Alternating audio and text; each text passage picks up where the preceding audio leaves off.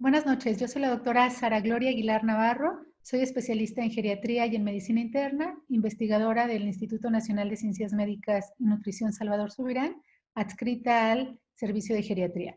Quiero agradecer expresamente a la Academia Mexicana de Neurología por la invitación a esta charla. Les presentaré el tema de evaluación cognitiva breve. Como objetivos de la presentación, quiero primero introducirlos al tema respecto a la clasificación del deterioro cognitivo, además abordar las principales pruebas cognitivas diagnósticas breve, para finalmente platicar sobre algunas pruebas validadas en población mexicana y algunos de los trabajos realizados en mi servicio. Como saben, la prevalencia de la enfermedad de Alzheimer está aumentando principalmente en países en vías de desarrollo como el de nosotros. No es lo mismo para países desarrollados, donde la incidencia y la prevalencia se han visto un cambio sustancial en ellos y ha empezado a bajar sustancialmente. La proporción de personas de 65 años y más con enfermedad de Alzheimer y otras demencias, por supuesto que aumenta con la edad. Sin embargo, ahora se ha visto que existen formas donde se puede incidir más en esta incidencia y prevalencia en factores potencialmente modificables. Y uno de los factores que potencialmente afectan a la población mexicana son las enfermedades crónico-degenerativas, donde tenemos alta prevalencia de diabetes, de hipertensión, de dislipidemia, y donde las enfermedades de la salud mental, donde incluye al deterioro cognitivo, a la demencia y a los síntomas depresivos, también son altamente prevalentes. En esta encuesta nacional en Sanud 2012 ya reveló una prevalencia muy alta de demencia. Es así que la clasificación del deterioro cognitivo es importante porque se ha visto que existen cambios histopatológicos incluso 10 a 15 años antes de tener la enfermedad. También hay que reconocer que es muy prevalente estos cambios cognitivos asociados a la edad. Cuando un paciente refiere queja de memoria o cuando nosotros interrogamos acerca de la queja de memoria, es muy valioso poder saber qué más ocurre en el espectro de este síntoma altamente prevalente y bastante sutil para identificar formas tempranas de esta enfermedad. Como ustedes saben, dentro del espectro del deterioro cognitivo existen etapas tempranas a lo que se ha denominado deterioro cognitivo leve, donde lo que lo caracteriza es preservar el estado funcional. El deterioro cognitivo leve es una situación altamente frecuente. Incluso se ha demostrado que las personas que califican para esta condición tienen más riesgo de desarrollar demencia.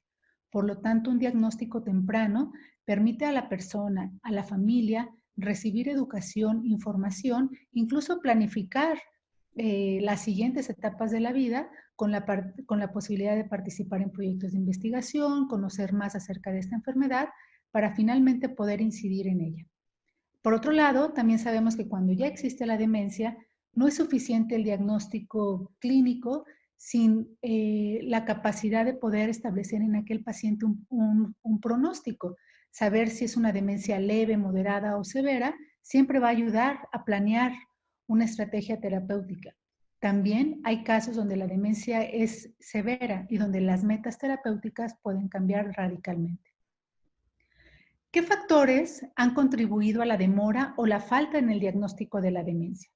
Se han estudiado ampliamente y una de las características prevalentes y muy frecuentes en nuestra población, pues es la baja escolaridad. También pertenecer a una área rural. Pensar que los adultos jóvenes no se deben de preocupar por la memoria. La baja severidad de la memoria y un curso que no esté adecuadamente estadificado, caracterizado, esto impide que realmente se le dé un seguimiento óptimo. Por otro lado, la educación acerca del conocimiento de la demencia. Asumir que los cambios cognitivos son parte del envejecimiento, esto es un error. Percepción de que las opciones de tratamiento son limitadas, esto afecta radicalmente su diagnóstico. Por otro lado, actitudes hacia la demencia, negación de necesidad de una evaluación, puesto que no hay un tratamiento, miedo u otras emociones negativas ante la posibilidad de una demencia, no considerar al deterioro cognitivo como una prioridad para discutir entre el médico y el paciente, incluso pensar que las pruebas cognitivas pues son poco útiles, que no representarían una inversión en el tiempo ni en la calidad de la atención. También pensar que algunos clínicos presentan un desagrado particular para aplicar las pruebas, incluso las barreras del lenguaje con nuestros enfermos, eh, pensar que tamizar no tiene relevancia o incluso si ya lo hice en alguna consulta, no incidir en ello. Por otro lado, el acceso. También sabemos que el tener una carga asistencial pesada o muy compleja, pues hace dudoso sobre la importancia de aplicar estas pruebas cognitivas.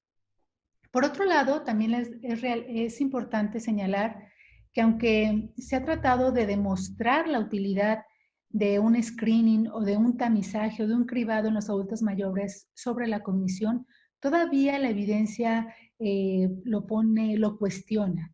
Sin embargo, en geriatría, parte de la evaluación geriátrica incluye evaluar el estado cognitivo.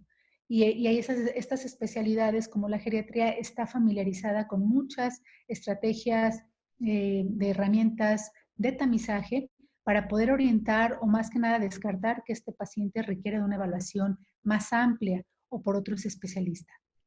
Recientemente se publica en el Task Force sobre las recomendaciones del cribado en adultos mayores sobre cognición y al final, además de demostrar que no existe evidencia y beneficio de evaluar cognitivamente a todos aquellos mayores, finalmente lo recomiendan. ¿Por qué? Porque es una situación muy frecuente y además porque está impactando en otras condiciones de salud. Hay que reconocer que también existen formas de otras enfermedades que se manifiestan con alteraciones cognitivas, como podría ser un hipotiroidismo, una depresión severa, un trastorno de sueño, que la queja principal del enfermo es la falta de memoria y podría estar atribuida a otras enfermedades neurológicas o metabólicas donde el clínico no debe de perder de vista tamizar acerca de la memoria. Por lo tanto, el objetivo en una evaluación cognitiva tiene que ser pues una adecuada evaluación en tiempo, estar convencidos del beneficio de la detección temprana y de las intervenciones de tratamiento individualizado y por supuesto considerar que existen más peligro el no hacerlo, el dejar a libre evolución un problema potencialmente controlable. Esto también es importante en la atención de los enfermos. Entonces, ¿para qué realizar una evaluación cognitiva? Por un lado, tenemos que conocer la etapa del proceso del deterioro cognitivo. Quizás puede ser muy obvio llegar al diagnóstico de demencia, que el paciente que ya no puede tener un diálogo coherente con el clínico, un paciente que se ve franco deterioro en el juicio, en el lenguaje, en funciones cognitivas clásicas o fáciles de evaluar. Pero por otro lado, los clínicos tenemos que acercarnos a la etiología de estas quejas cognitivas. Por lo tanto, una adecuada evaluación cognitiva te permite llegar a un perfil cognitivo, saber si es más cortical, subcortical, incluso descartar formas mixtas. Por otro lado, en el seguimiento de la evolución del deterioro cognitivo, aquí sí ha demostrado que una adecuada evaluación cognitiva permite establecer un plan terapéutico y un plan de vida. O por qué no pensar que pueda ingresar a algún programa de tratamiento no farmacológico. Recientemente, Lancet Commission habla sobre una serie de factores de riesgo potencialmente modificables, donde además del control de factores de riesgo reconocidos como la hipertensión, la diabetes, el sedentarismo, aparecen otros donde incluso el déficit sensorial, el que no escuchen bien nuestros enfermos puede perpetuar un deterioro cognitivo, el aislamiento social, la propia contaminación ambiental como de los factores de riesgo más novedosos, además del trauma craneoencefálico.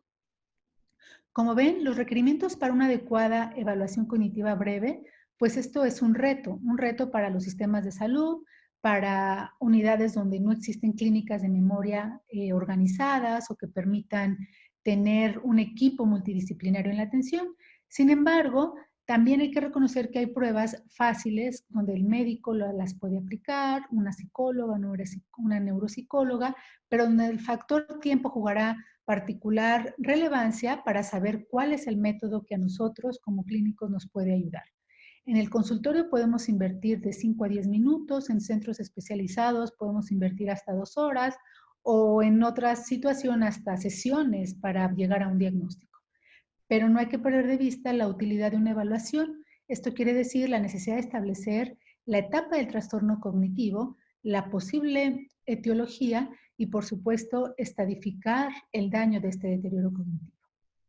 Como ya hablábamos, la queja de memoria puede ser un dato primario y muy relevante que tiene que ser observado tanto por el paciente, por el familiar o por el médico, donde la exploración neurológica, la exploración física debe ser parte fundamental del abordaje y el apoyo con estas pruebas neuropsicológicas que vamos a revisar en un momento, quizás nos pueda ayudar más a delimitar la necesidad de una neuroimagen, si es directamente una resonancia magnética, una tomografía o incluso algún otro medio diagnóstico de mayor validez diagnóstica para poder establecer o descartar alguna etiología. En el deterioro cognitivo es muy importante establecer el estado funcional. Ustedes quizás recordarán que existen escalas para evaluar la funcionalidad de los adultos mayores. De las más populares ha sido el CATS, el Lowton, que habla sobre la capacidad de estos individuos para mantener o para satisfacer sus capacidades básicas de la vida diaria o capacidades instrumentales. Y para estadificar el riesgo del deterioro cognitivo, la escala CDR sigue siendo vigente y muy útil para esta situación. Otras pruebas cognitivas breves, se han publicado varias listas de ellas. Sin embargo, creo que lo más interesante es saber qué nos funciona a nosotros en el centro en el que nos desempeñamos, qué prueba estamos convencidos que la sabemos aplicar e interpretar y, por supuesto, el tiempo. Existen pruebas de 5 a 10 minutos, ya les decía algunas. Existen incluso pruebas más cortas de cribado. Sin embargo, estas se han utilizado principalmente para referir a los especialistas. Quizás dos de las pruebas que han tenido mayor competencia en los últimos años ha sido MoCA y Mini-Mental, al estarse enfrentando continuamente. Sabemos que son pruebas pues de gran validez externa, que se han validado en muchos idiomas, en muchos países, y lo más valioso de estas pruebas, es saberlas interpretar y no solo quedarnos con una puntuación total, sino saber en qué dominios están siendo afectadas las quejas cognitivas de estos enfermos. Si es sobre memoria, si es sobre particularmente memoria semántica, si es en cálculo y atención, si es en fluidez y abstracción, si es en la función visoespacial, para entonces empezar a delimitar el perfil cognitivo de estos enfermos. Ventajas y desventajas, por supuesto, en nuestro medio tenemos el reto de la baja escolaridad, en algunos otros la alta escolaridad. Hay pruebas que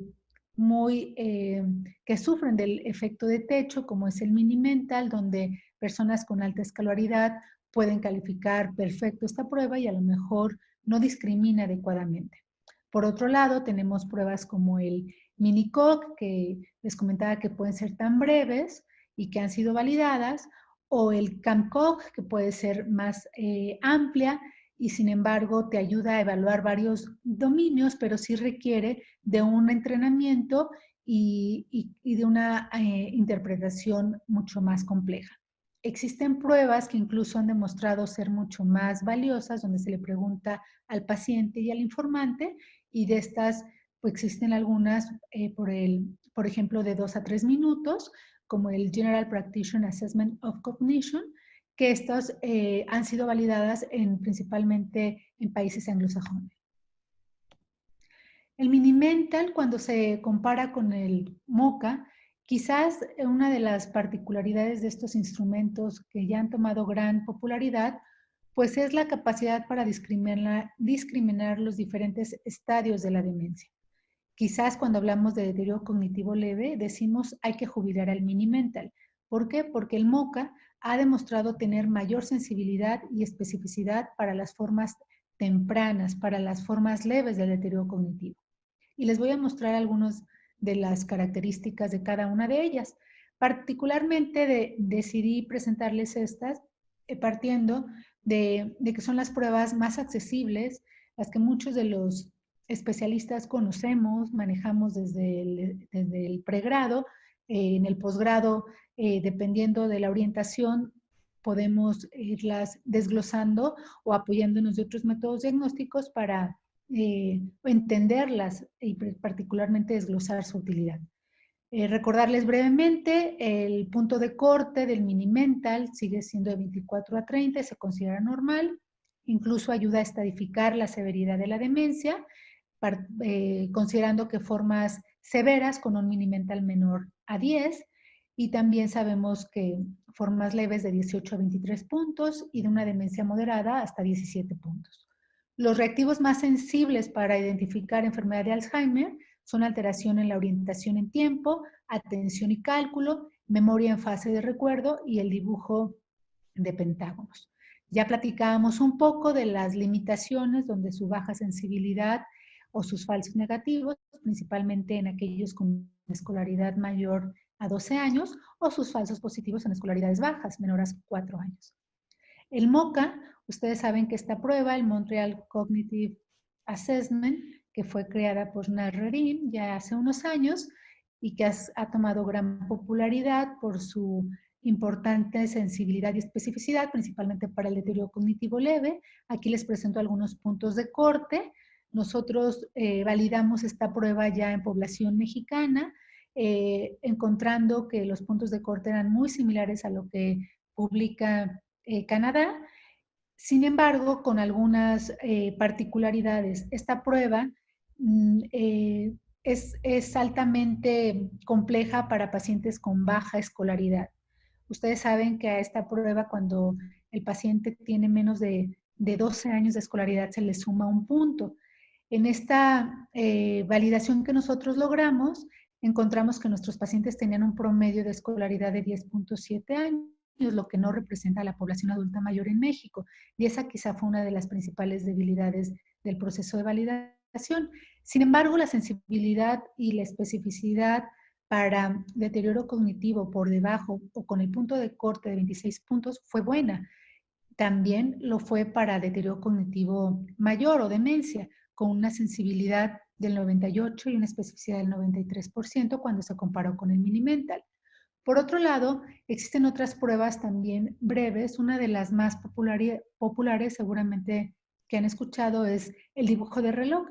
Este test también resulta bastante práctico porque se le da una orden al enfermo que dibuje la carátula de un reloj con todos sus números, que señale las 11 y 10, y después, ¿qué hacemos? O sea, ¿cómo interpretar la capacidad de este test en la forma cualitativa y cuantitativa? Nosotros logramos validarlo con un método cuali y cuantitativo. Con diferentes puntos de corte demostramos que el test del dibujo del reloj es tan sensible y específico como el mini-mental para un trastorno neurocognitivo mayor, pero no así para un trastorno neurocognitivo menor. Realmente para un trastorno neurocognitivo menor sigue siendo el MOCA superior al mini-mental, incluso a esta prueba de reloj. Por otro lado, existe otra prueba bastante útil, que es la fluidez verbal semántica. Esta se validó por el grupo de la doctora Sosa en el Instituto de Neurología. Aquí lo interesante de esta validación es que además de demostrar que sí impacta la edad, la escolaridad y el género, vimos que después de un análisis de regresión lineal, cómo estos factores impactan sobre los datos normativos de estos puntos de corte, encontrando que el promedio de fluidez verbal en adultos mayores de 73 años fue de 14 palabras, pero se encontró que estos datos normativos pueden ser muy útiles tanto en comunidad rural y urbana mexicana. Entonces, esto es relevante y es útil cuando se quieren hacer estudios en la comunidad, particularmente en zona rural. Por otro lado, existe también el test de las 5 palabras, que es una prueba de origen francés. Nosotros la validamos también en población mexicana, tanto para discriminar trastorno neurocognitivo menor o deterioro cognitivo leve contra demencia o deterioro cognitivo mayor.